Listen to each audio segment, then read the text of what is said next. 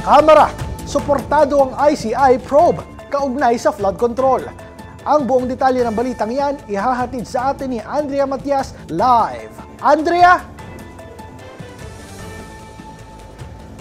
Nanindigan ang liderato ng Kamara na iginagalang nila ang proseso ng investigasyon ng Independent Commission for Infrastructure o ICI. Sa inilabas na pahayag ni House Speaker Bogie D, sinabi nito na nirerespeto ng Kamara ang naging hakbang ng ICI kasama ang Department of Public Works and Highways o DPWH sa pagdulog sa Office of the Ombudsman. Giit ng Speaker, mula pa sa simula ay malinaw ang paninindigan ng Kamara na hayaang gampanan ng buo ng ICI ang mandato nito. Bunsod nito, hindi na itinuloy ng Kamara ang kalintulad na investigasyon upang hindi maantala ang trabaho ng komisyon.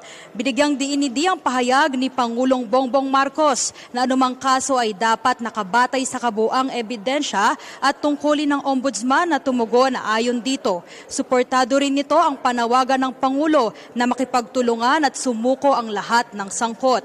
Samantala, nitong umaga ay binalita ni Pangulong Marcos na nahuli na ang 7 sa mga individual na may warrant of arrest kaugnaya ng anomalya sa flood control projects. Paalala naman ni D, may pananagutan sa batas ang sinumang magtatago o hahadlang sa pag-usad ng mga hakbang na ito.